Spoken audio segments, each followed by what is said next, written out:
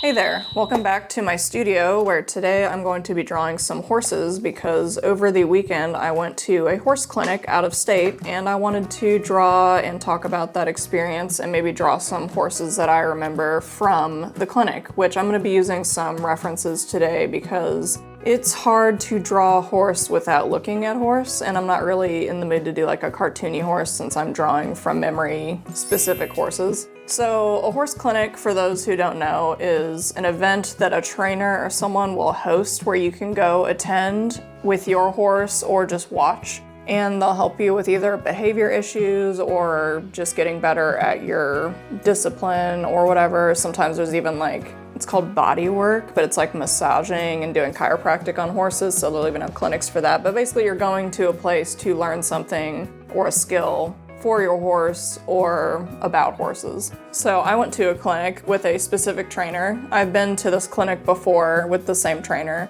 and this is the first time I've gone out of state for it. Usually I go to the ones in state, but he started changing his schedule, whatever. Basically, I went out of state with my horses to go to this clinic. The clinic is specifically for his style of horse training and riding, so it's a mixture of if you have problems, you can kind of ask him for help about how he would solve those problems, or if you just want to learn how to ride better. So he kind of has agenda of things he's going to have you do, and then if you run into issues, you can be like, hey, what do I do? Or if you need to work on something else, you can do that. So before I left for the clinic, I was pretty nervous. I do that thing that a lot of people do where you sign up for something when you're super motivated, and then as the thing comes along, you kind of dread it because, I was just nervous about having my horses out in public because I have this perception that they're really poorly behaved, and I guess I was embarrassed for other people to maybe see that or see how I can't really handle those issues. So I was a little nervous getting there, but once I arrived at the clinic, I loaded up, everything was fine, the drive was fine.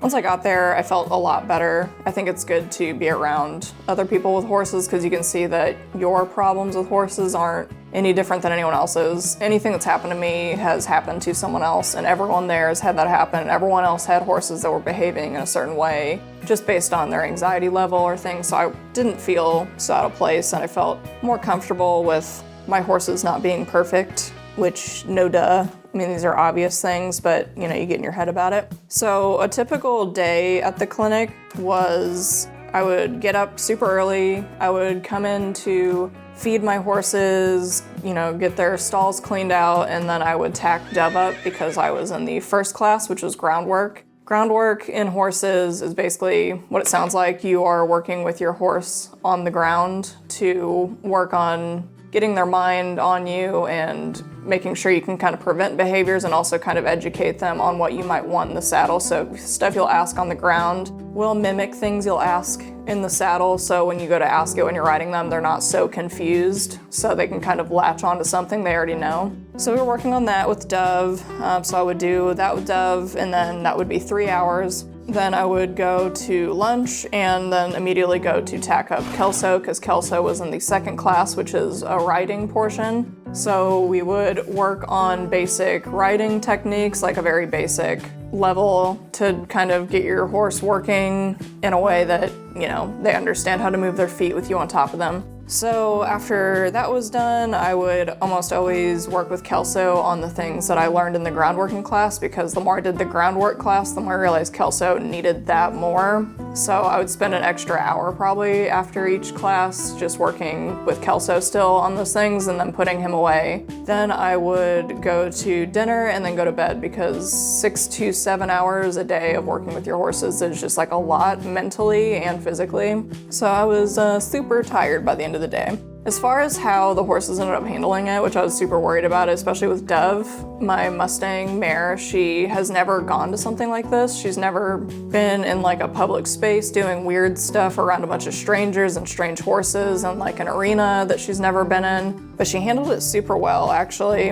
I was pretty happy with how that went. She had, some snags in the actual work we were doing, and she stomped on my foot, which is more my fault for I should have been paying more attention or getting her out of my space. But I think with the stuff I learned this weekend, I can work with her to kind of work more on calming her anxieties and getting her out of my space, or more conscientious of we don't get in my space. So I'm feeling pretty confident that we can work through a lot of the issues that occurred during there, but overall I'd say she did really well for having never done something like that before. And she got a lot of compliments from people. They would come up after my class and ask me about her, because I feel like Mustangs kind of mystify people a little bit. So they'd ask, if she was a Mustang, and they'd say how cute she was, because she is a pretty cute horse.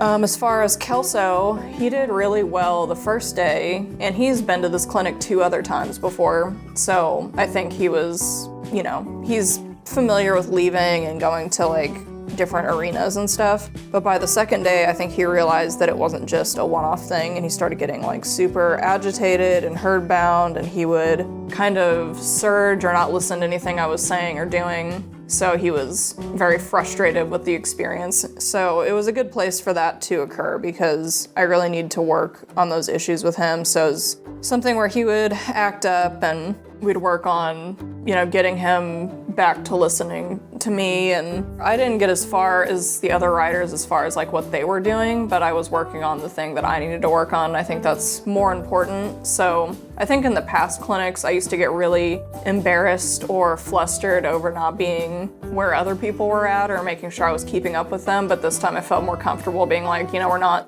there, and it's okay to just do my own thing that he's assigned me and let everyone else kind of advance ahead of me. And I think that it's nice to kind of feel like I'm growing in that way, or, just my own anxieties and things like that are kind of getting solved alongside theirs, then whatever. In general, I had a good time over the weekend. It was really exhausting, kind of difficult, pretty nerve-wracking as far as just being around people and strangers and having people watch you, because at these clinics, you'll be riding with the trainer and then there's people spectating so they can learn as well, so they're watching you. But it was kind of nice, because after I was riding, people would come up and ask about Dub, but they'd also ask about Kelso, and I had a couple people say how I was doing a good job, and that felt good, even though I felt like in the moment I was the worst person in the arena, but I think everyone feels that way. I think it's really good for me to go out and do things like that are maybe hard and that are out of my comfort zone, learning new things in a field that,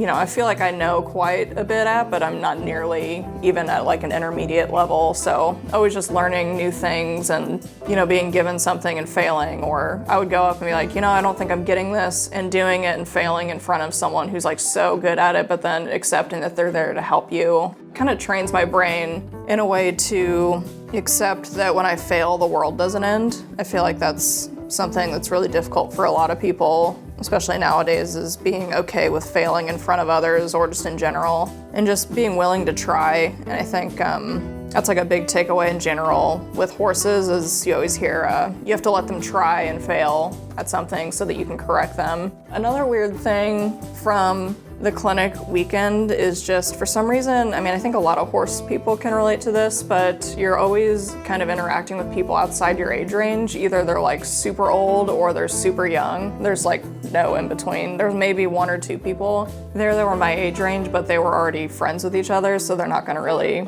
or I don't know, maybe if I would have initiated it, but they were kind of already had their own buddy thing going on. So a lot of times when I go to these clinics, I'm kind of talking to and befriending people in their 40s, 50s, and 60s. And I find that having those interactions with older people is really positive. I feel like they have a lot of cool stuff to say. They've lived this whole life and they have all these interesting things to say. And I feel like so often I see online, there's always boomers are doing this and old people are doing that. So it's nice to actually interact with older people doing something that I care about, and there's some camaraderie there. Just something weird I kind of noticed over the weekend. And I also saw a lot of people that I've seen at the previous clinic, so it was nice seeing some old faces and chatting with people again. Before I went to the clinic, I was telling myself, I'm not gonna do this again. I've already done it, 2 times, it'll be my 3rd time. But after going this time and how much I learned, I think I'd like to do it again, and I'd like to see the trainer especially. He's one of the few people that I actually kind of look up to and aspire to be. He's a really good horseman, and his story and how he works with horses and people is something that,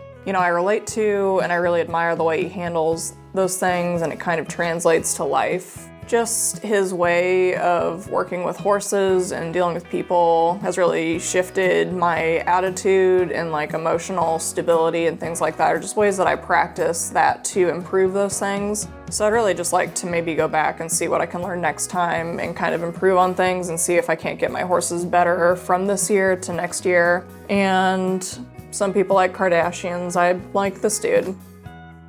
So that's my little story about the clinic I went to over the weekend. It went pretty good. I learned some stuff. We lived, we laughed, we loved. I'm not gonna say who the trainer is because I don't really want my face popping up if you type his name in the algorithm. I kind of just wanna keep those two things separate. If I got a little corny at the end, it's because horses and working with horses has really impacted my life in a way that's very positive. So what do? Sometimes shit be corny. So I hope you enjoyed watching me doodle today and talk about a horse clinic, which I'm sure maybe 1% of you relate to. The horses I drew today are a couple quarter horses, a Lipizzan, and a Tennessee walking horse that I saw at the clinic that I thought were kind of unique looking. Maybe not the quarter horses, but you know, they're cool. They're basic, but they're cool. I like them, but the Lipizzan and the walking horse were a little weird. So maybe go out and do something new with your hobby, or go to a public setting and maybe challenge yourself to learn something new, or meet other people outside of your own group of people who do your hobby, or just do something new. I don't know. I don't care what you do, but that's what I'd be doing.